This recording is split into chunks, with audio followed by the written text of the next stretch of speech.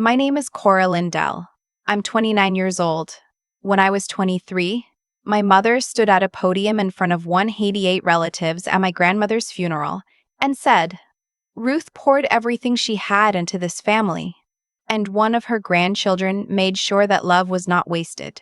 She was looking at my brother when she said it. I was sitting in the front row, third seat from the left. I'd flown in from Portland that morning. Red eye, middle seat, no sleep. I was wearing the only black dress I owned, the one I'd bought for a job interview 2 years earlier. I had driven my grandmother to her last 3 doctor's appointments. I had organized her medications. I had been the one on the phone at 11 p.m. when she couldn't remember if she'd taken her blood pressure pill. I had sat with her for 4 hours the Tuesday before she died, eating saltines and watching Wheel of Fortune, because that's what she wanted. My brother had visited twice in the last 2 years. Both times were holidays. Both times he left early. The room applauded. My mother stepped away from the podium. She touched my brother's arm on her way back to her seat. I stared at the flower arrangement on the casket, white carnations. My grandmother had told me once she thought carnations were underrated. I had remembered that. Nobody else had. I didn't cry. I didn't walk out. I sat in that front row seat until the service ended, and then I drove back to my aunt's house, ate a sandwich I didn't taste, and 2 days later, I drove to the airport and flew home to Portland. I did not hug my mother goodbye. She noticed. She texted me that night, "You seemed off today. Everything okay?" I read it. I put my phone face down on my kitchen counter. I didn't respond for 3 days. That was the moment, though. Not the only moment. It was the moment that made every previous moment make sense, all at once. Like turning a light on in a room you've been navigating in the dark for years. Let me tell you about the Lindell family. We grew up in Dayton, Ohio. Ranch house on Fenwick Court. My father worked in insurance. My mother was a dental hygienist who worked 4 days a week and spent the 5th doing things for my brother, driving him to lacrosse, sitting in on his guitar lessons because she liked to watch, printing out college application timelines and color-coding them in a binder she kept on the kitchen counter like it was the most important document in the house. My brother's name is Aaron. He's 2 years older than me. He's the kind of person who takes up space without meaning to. Loud laugh, big opinions. He talks over people without noticing he's doing it, and people let him because he has the kind of confidence that looks like authority until you've lived with it long enough to see that it's just volume. I noticed early. You notice when you have to. I started keeping a list in a notes app on my phone when I was 16, not because anyone told me to. Because I needed something that was just mine. Something that confirmed what I was seeing was real and not a story I was making up to feel sorry for myself. My senior year of high school, my mother attended every single one of Aaron's lacrosse games, including 2 away games that required 3-hour drives. She attended one of my cross-country meets. Once. In 4 years. She left before the race ended because she had a hair appointment. The year I got into the University of Oregon on partial scholarship, my parents took Aaron out to dinner at his favorite steakhouse to celebrate his acceptance into Ohio State. When my letter came, my mother said, "Oregon's far," and went back to loading the dishwasher. I told myself it didn't matter. Oregon was far. I wanted far. I packed 2 duffel bags and a plastic bin from Target and drove myself to campus in a 2004 Honda Civic that smelled like old coffee and had a crack in the rear bumper from a parking lot incident in sophomore year that I'd never told anyone about. I registered for my own classes. I figured out my own financial aid. I got a work-study job in the university library and then a second job on weekends at a coffee shop on Willamette Street, and I paid for the difference between what my scholarship covered and what college actually cost. Because my parents had already told me they were putting it all toward Aaron's law school fund. Aaron went to law school. He did not finish law school. He left after 1 semester and told my parents he was going to launch a podcast about entrepreneurship and mindset. My parents told their friends he was taking a gap year to explore opportunities. My mother bought him a new laptop. I graduated with a 3.7 GPA, a degree in communications, and $22,000 in student loans. My mother texted me the morning of my graduation, "Proud of you. Drive safe going home." They did not come. There was a scheduling conflict. Aaron was doing a recording session for his podcast that weekend. My mother didn't want to miss it. I told myself I was fine. I was building calluses. The thing about calluses is they don't mean you stop feeling. They just mean you feel it slower. For 4 years after college, I lived in Portland, got a job doing content and social media for a mid-size healthcare company. $41,000 starting, bumped to $49,000 by year 2. I had a 1-bedroom apartment in the Alberta Arts District. I had a plant shelf in my kitchen window with 6 succulents I'd named after Golden Girls characters. I had a therapist named Dr. Wasn. I saw every other Wednesday at $90 a session through my employer insurance. I built a life that was mine in a way nothing on Fenwick Court had ever been. I called home maybe once a month. The calls were short. My mother talked about Aaron. My father asked how work was going with the specific tone of someone asking because they felt they should, not because they wanted to know the answer. I told them I was good. They said good. We hung up. Then my grandmother got sick. Grandma Ruth was my mother's mother. She lived alone in a condo in Kettering, 20 minutes from my parents' house, which in practical terms meant she lived 20 minutes from me when I visited and 20 minutes from zero regular help the rest of the time. She was diagnosed with early-stage congestive heart failure in the fall of my 22nd year. The cardiologist gave her a list of medications, a diet, a follow-up schedule. My mother visited when she could. Aaron visited when my mother reminded him to. I started calling Grandma Ruth every Sunday. Then Tuesdays too. Then I started driving down from Portland to Dayton twice, sometimes 3 times a year, which is not nothing when you're flying standby on a budget and using PTO you don't have to spare. I organized a spreadsheet for her medications. I set up automatic refill reminders on her pharmacy account. I spent one entire visit installing grab bars in her bathroom and a ring light next to her reading chair, because she'd mentioned her eyes weren't as sharp, and she kept squinting at her crossword puzzles. She called me her practical one. I know she meant it as a compliment. I know she loved me. But I noticed that on the wall of her condo, there were 4 framed photographs. 3 of them had Aaron in them. One was a school photo of me from 5th grade where I was missing a front tooth. I didn't say anything. You learn not to say anything. You just note it and file it. Grandma Ruth died on a Sunday morning in March. She'd had a bad week, then a worse night, and by 6 a.m., she was gone. My mother called me. I booked a flight within the hour. I landed in Dayton 6 hours later. I went straight to my aunt's house, where the family had started gathering. I did not go to my parents' house. This is relevant. My mother asked me twice why I hadn't come there first. I said I wanted to see my aunt. The truth was, I needed to be in a room where I wasn't being ranked. The funeral was 4 days later, at the church Grandma Ruth had attended for 40 years. Small sanctuary, dark wood pews, the smell of lilies and something older underneath. Candle wax, maybe. The accumulated weight of decades of services in the same space. 180 people. Extended family, friends from her church circle, neighbors from the condo complex. My brother was there in a suit that fit well. He'd gotten better looking since his 20s in the way some men do. Filled out, studied. He gave a eulogy that made 3 people cry. He'd written it the night before. I know because he texted me at 11 p.m. asking if I knew the name of the street Grandma Ruth grew up on. I did know. I gave him the answer. He used it in the eulogy. My mother spoke after him. She was composed, deliberate, the way she always was in public. She talked about Grandma Ruth's strength, her cooking, the way she always answered the phone by saying, "Well, hello there," like she'd been waiting for your call specifically. And then she said, Ruth poured everything she had into this family, and one of her grandchildren made sure that love was not wasted. She was looking at Aaron. The room responded warmly.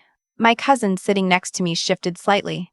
Later, when we were back at my aunt's house eating casserole and the conversation had moved on, she touched my arm and said quietly, "That wasn't fair." She was the only person who said anything. I said, "I know." And I let it sit there. I flew back to Portland 2 days later. I threw myself into work. I got a promotion that May, senior content strategist, $61,000. I moved into a larger apartment. I bought a real couch instead of the second-hand one I'd had since college. I kept seeing Dr. Weston. I kept teening my succulents. I kept building. I stopped calling home. Not dramatically. I just stopped initiating. When they called, I answered. When they didn't, weeks went by. Then months. Nobody seemed to notice. Or if they did, they managed it the way my family managed everything inconvenient. They told themselves a story about it that required no action. Then, 14 months after the funeral, I got a text from a number I didn't have saved. "This is your cousin Diane. I'm sorry to reach out of nowhere. Something's happened with Aaron."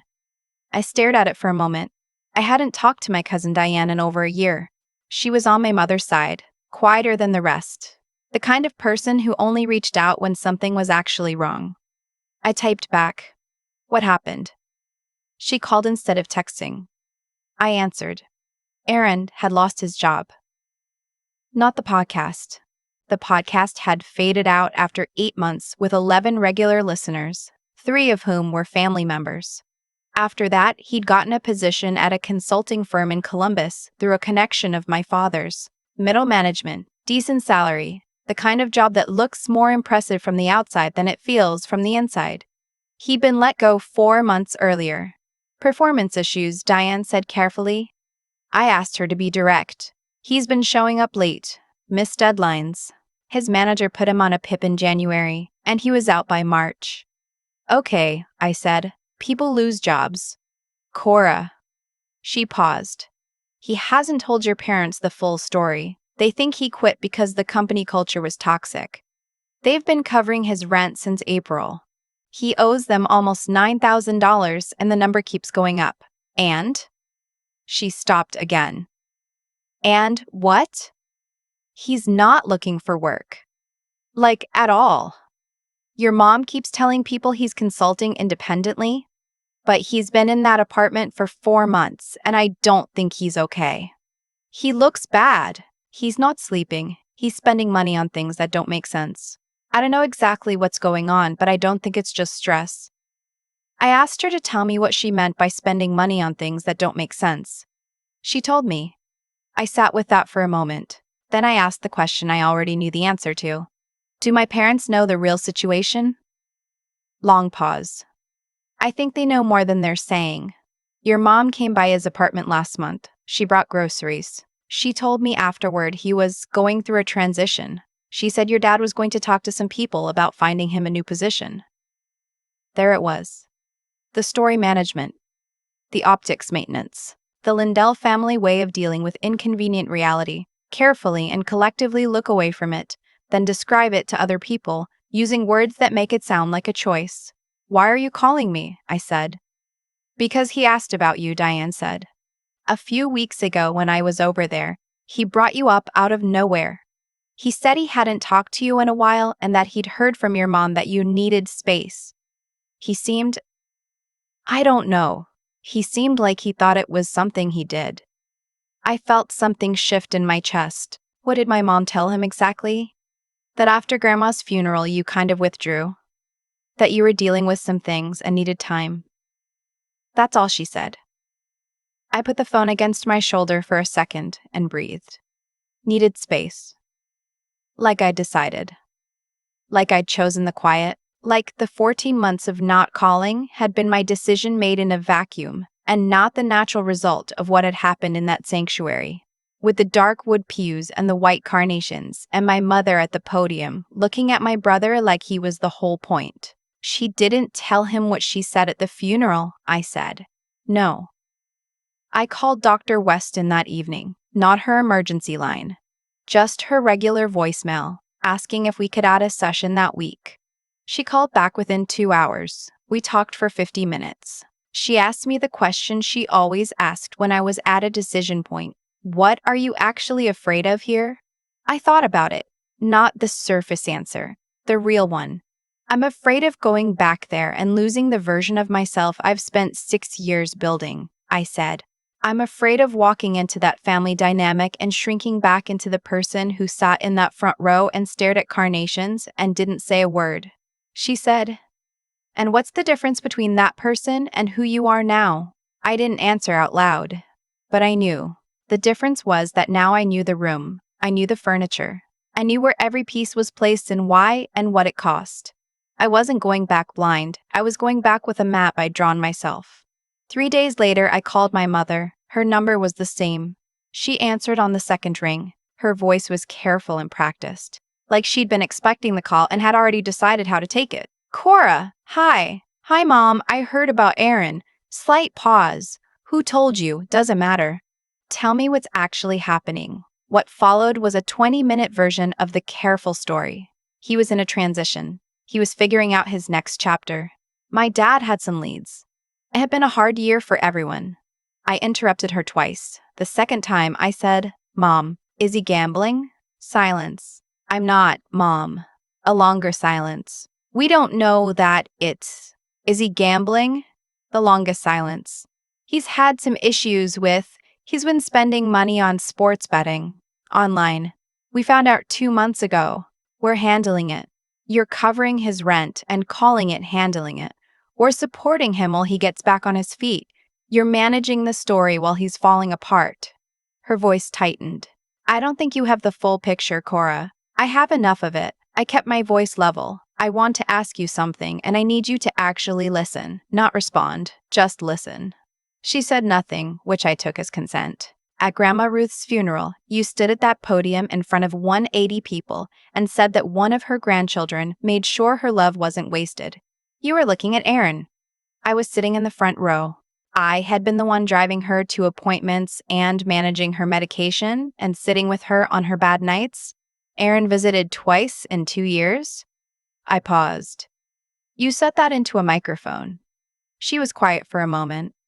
Then, Cora, that speech was about the whole family. It wasn't directed at any one person. You were looking right at him. I was emotional. I was grieving. I don't think. And then I continued, you told my brother I needed space. You let him think I withdrew on my own, that I chose the distance. Silence. Mom, we didn't want to upset him with family conflict when he was already. You made him think his sister didn't care. While he was falling apart, you let him carry that. She exhaled. We didn't think it was a big deal. You and Aaron were never that close. That's not true, and you know it isn't. She didn't answer. Did he ever try to reach me? I said. I asked it before I'd decided to, because something in the way she'd been pausing felt like it was hiding something specific. Another silence. Careful. Shaped. He tried to call you once. Maybe 8 or 9 months after the funeral. He'd been drinking and he was upset and he used my phone because his battery was dead. Your number went to voicemail. He left a message. I heard part of it before I realized what was happening. And? I deleted it, she said. He was drunk. He wasn't making much sense. I didn't want him to be embarrassed later. I thought it would just make things messier. I held the phone away from my face for a moment. I breathed in through my nose and out through my mouth the way Dr. Wasn had taught me. She had deleted the message. He had tried, and the message had never reached me, and he had never known why I didn't call back. And she had framed it to herself as protection, as the clean and reasonable management of a drunk voicemail, as something done for him. The way they always did it, for him, for the family, for the story. Here's what's going to happen, I said, when I brought the phone back to my ear. I'm going to fly to Columbus. I'm going to see Aaron. If he's willing to get help, I'm going to help him find a program. You and Dad are going to cover the cost, not as a loan, as an obligation, because you have been managing the situation in a way that made it worse, and that has a price tag. We're his parents.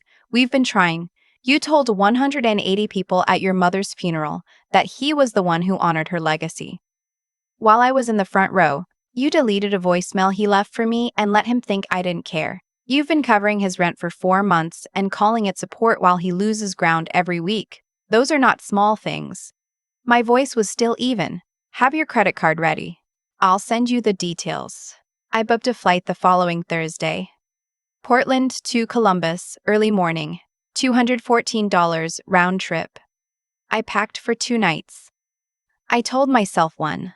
I texted Diane, I'm coming. She sent back 2 words, thank God. My friend Lena, who I'd met through my running club and who knew most of the story, said, You don't have to save anyone who didn't save you. I appreciated her saying it. It didn't change anything, but I appreciated it. I landed at 10:40 a.m., rented a car, drove to my parents' house first, because I needed to look at them in person before I went to Erin, because some things have to be said in the same room to be real. The house on Fenwick Court was exactly the same. Same beige siding. Same two-car garage. The rosebush by the front door had gotten bigger. A new welcome mat. A house that had spent 30 years looking like the outside of a Christmas card. My mother answered before I knocked. She'd seen my car. She looked smaller than I remembered, more careful, like she was holding something fragile. She reached toward me for a hug. I stepped around her and walked inside. My father was in the living room in the recliner he'd had since I was in middle school. He stood when I came in. Taller than I'd been picturing him. Grayer. He said my name in the flat, careful tone he used when he didn't know what register to be in. I sat on the couch. I kept my jacket on. I made them tell me everything. The real version. Not the transition story. Not the next chapter version. The real one. My father told it like a report. Dates, amounts, outcomes. The betting had started, they thought, around 18 months ago. Online platforms, sports mostly. He'd won some early and gotten confident. By the time they found out, he'd gone through most of his savings and taken a cash advance on a credit card. The job loss had followed, not preceded, the gambling. He'd been distracted, unreachable, missing things. They'd found out about the card when a bill arrived at their address because he'd used them as a backup contact. You've known for 2 months, I said. We've been trying to figure out the right approach. You've been paying his rent and calling his friends inquiries. A hard year. My father's jaw moved. We didn't want to stigmatize him. You didn't want people to know. I looked at them both. I want to say something, and I need you to hear it without defending it. Can you do that? Neither of them spoke. At Grandma Ruth's funeral, you said in front of everyone who knew our family that one grandchild had honored her love. You were looking at Erin. I had been the one there. Every appointment, every phone call, the grab bars in her bathroom, the medication spreadsheet, the last Tuesday eating saltines with her, because that's what she wanted. I was the one, and you gave that moment, at her funeral, to someone who had visited twice in 2 years. I didn't let my voice shake. I'd been through this moment in Dr. Weston's office so many times it had lost its sharp edges. But the weight of it was still there. And then you let my brother believe I stopped caring on my own. You deleted a message he left me. You built the silence between us with your own hands and then stood back and watched it. My mother was crying quietly. She kept her hands folded in her lap. My father stared at a point on the wall somewhere past my shoulder. I'm not here for an apology, I said. I'm not here because I've forgiven you. I'm here for Erin. When he's stable and in a program, I'll decide what comes next for me and this family. But today you need to understand what actually happened. Not your version, the version that's true. I stood up. I buttoned my jacket. I'm going to see him now. I'll text you the name of the program when I have it. I left them sitting in that living room with its family photos, all Erin's milestones, his lacrosse photo, his college graduation, his short-lived podcast headshots that my mother had framed as though they were a credential. I walked to the rental car. I drove 12 miles to Erin's apartment complex in Westerville. It was a newer building. Decent address. Keypad entry at the lobby. I texted him from the parking lot. It's Cora. I'm outside. 30 seconds. Then, that's not possible. It is. Can I come up? A full minute passed. Then, 3B. The hallway on the 3rd floor was clean, generic, the kind of apartment complex that could be anywhere in America. I knocked on 3B. A long pause. Footsteps. The door opened. He looked like someone had taken the original and made a copy that was slightly off in every dimension. He'd always been solid, the kind of guy who looked put together even casually. This version of him was soft in the wrong places and sharp in the wrong places. He'd lost weight in his face, but his posture had collapsed inward. He was wearing a t-shirt from a 5K he'd done in 2019 and athletic shorts. His eyes were tired in a way that had moved past tiredness into something structural. You look different, he said. Can I come in? He opened the door. The apartment was fine, structurally, cleaner than I'd expected. But there was a flatness to it, a sealed-off quality. Curtains pulled, takeout bags on the counter, the television on low in the corner with no one watching it. A laptop open on the coffee table with the browser tab I couldn't read from across the room, but could make a reasonable guess about. He sat on the couch. I sat on the other end. We hadn't been in the same room in almost 2 years. "Mom called you," he said. "Diane texted me first." He made a sound, not quite a laugh. "Right. I'm not here for them. I need you to know that." He looked at me for a moment. Then he looked at his hands. "I've been—" He stopped. Started again. "I've been trying to figure out how to call you. I didn't know if you'd want to hear from me." "Why not? Mom said you needed space after the funeral." She made it sound like you were pulling back from everything, but he stopped. It felt like it was me, like something I did. "It wasn't you." "Then what, Aaron?" I turned toward him slightly. "You tried to call me about 8 or 9 months after the funeral. You used Mom's phone. You left a voicemail." He stared at me. "I never got it," I said. "She deleted it." "I don't know exactly what you said. But I know you called, and I know that it didn't reach me, and I know that you spent however long since then thinking your sister had just decided you weren't worth a callback." His expression did something I'd never seen it do before. Not in 30 years of being in the same family. Something gave way underneath it. The performance of having it together. The older brother effect. The confident one. It just fell. He pressed his eyes shut. Opened them. His voice was flat and small. "She deleted it." "Yes." He put his head back on the couch cushion and stared at the ceiling. A long time passed. The television murmured something. A car outside. Then he said, "Do you know what it's like to be the one they brag about? Tell me."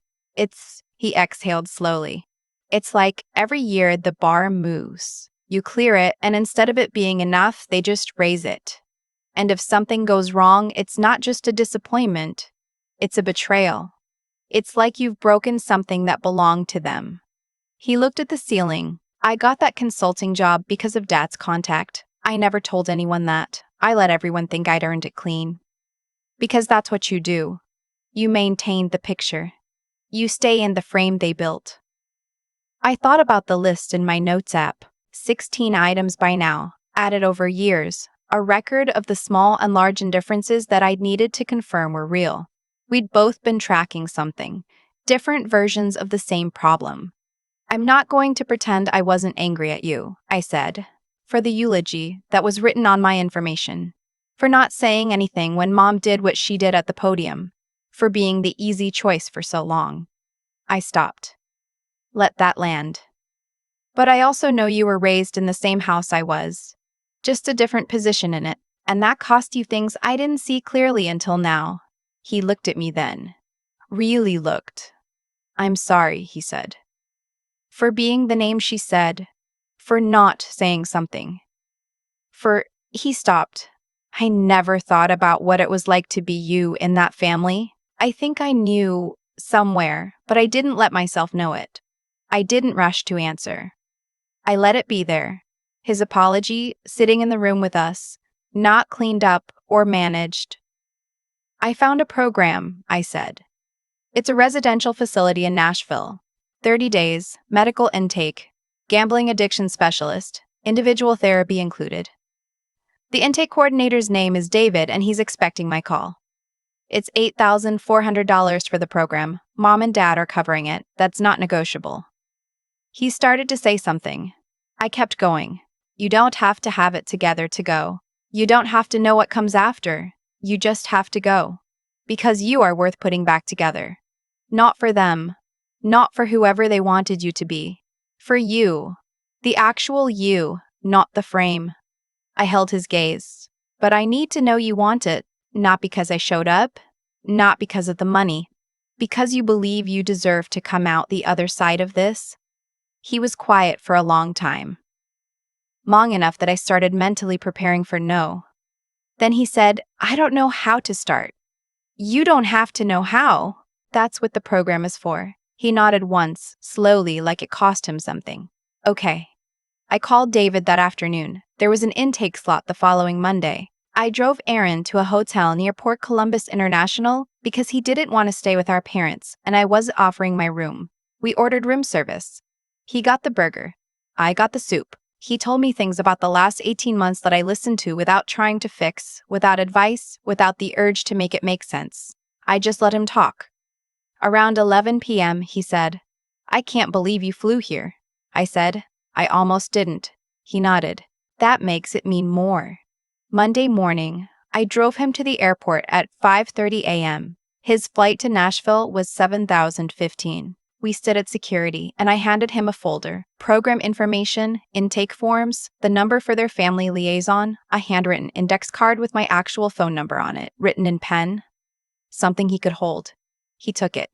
He held it for a second like it was more than paper. Then he hugged me. He's bigger than me, and he's my older brother, and it was the first time in years I'd remembered that, underneath everything, that fact. Same parents.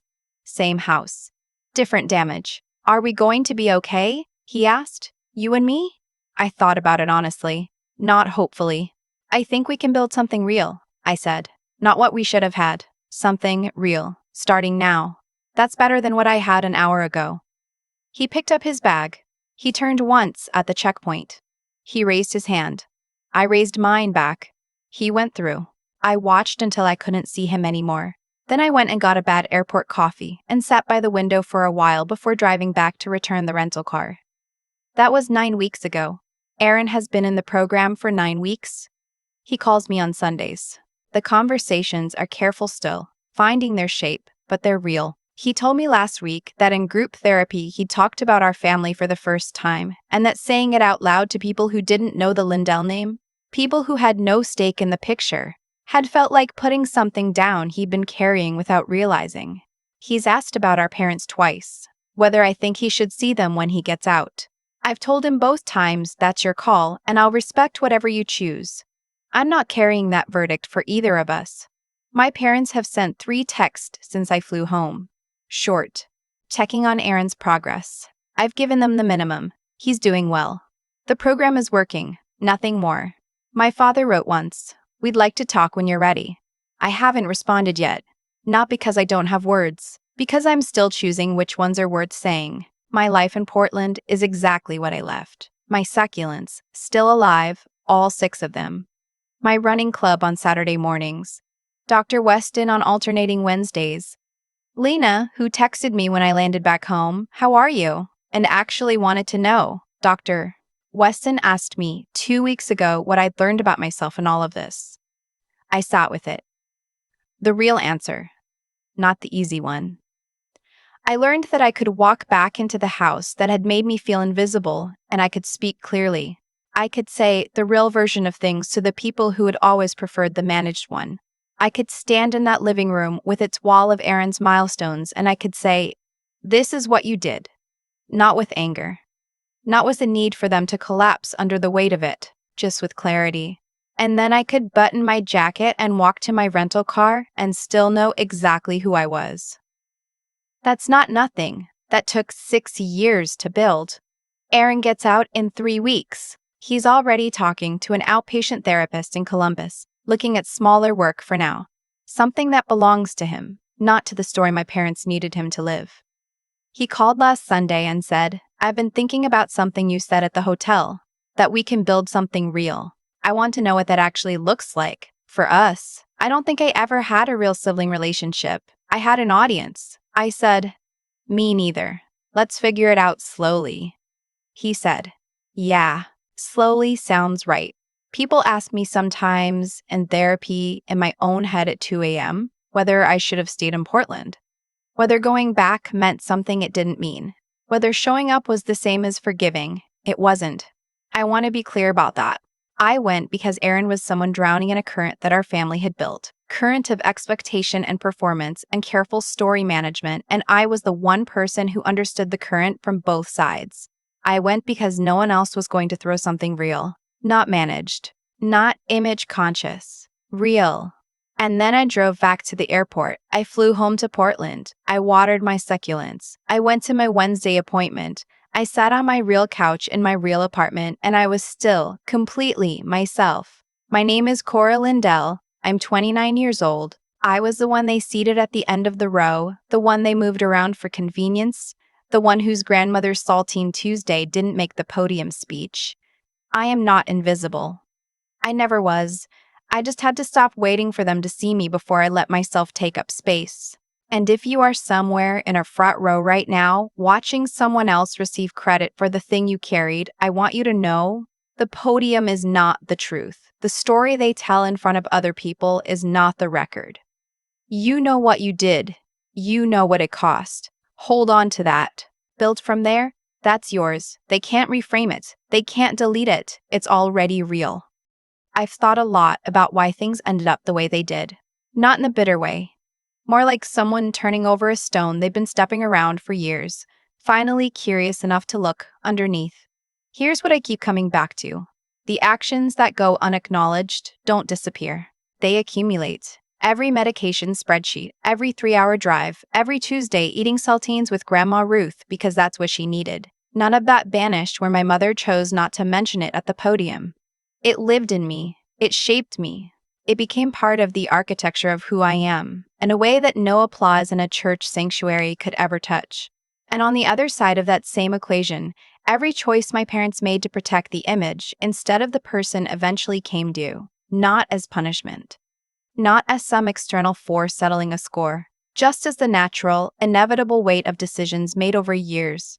My brother Aaron didn't fall apart because he was weak. He fell apart because he had been built into a shape that wasn't his, and held there by people who needed the picture more than they needed him. That's not fate, that's cause and effect, slow and patient, and indifferent. I think about the version of me who sat in that front row and stared at white carnations and said nothing. I don't judge her. She was doing what she'd learned to do, absorb, record, survive. But I also know she couldn't have been the person who walked into that living room on Fenwick Court and said the real version of things out loud. That person had to be built deliberately, one Wednesday appointment at a time, one promotion, one green wall, one boundary, held in a phone call when it would have been easier to let it go.